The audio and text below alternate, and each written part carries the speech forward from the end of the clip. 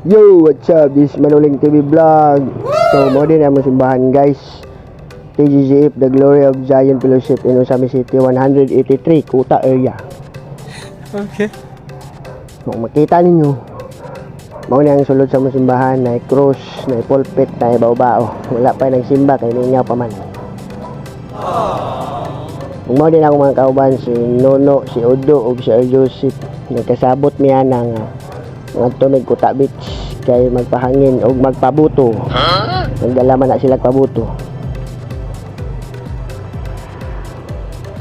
Si Nono ning palit sa dagkos puro para dagkot sa pabuto. Wow naman. So sa among pag-adto dito na kita min mga kauban na mo sa simbahan sa Timari o sa Beach. Storya sa mga gamay diya. Ay nako nag-video, videoan ako ng mga sundalo ng Sigtindog 2025 na lang wala pa gyapon ng lakaw. Sabot na sila ng mga lakaw. Mo na ilang sakyan nga barko. Kadulong sa ilang adtuan.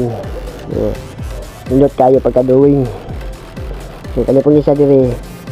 Sige lang pabuto isa. Wala na New Year. Kanyon pa yung pabuto. So kung kauban diri Diyos nun man, so nagsangyaw sa pulong sa Ginoo.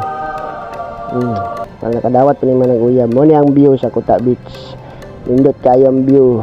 No na tinaw kang tubig, daghan ka na nga ligo. Kay New Year man, siyempre. Kaya ka na mga ligo. Na ng Philippine Coast Guard. Na nagdula og balibol raw. Manolin TV Vlog.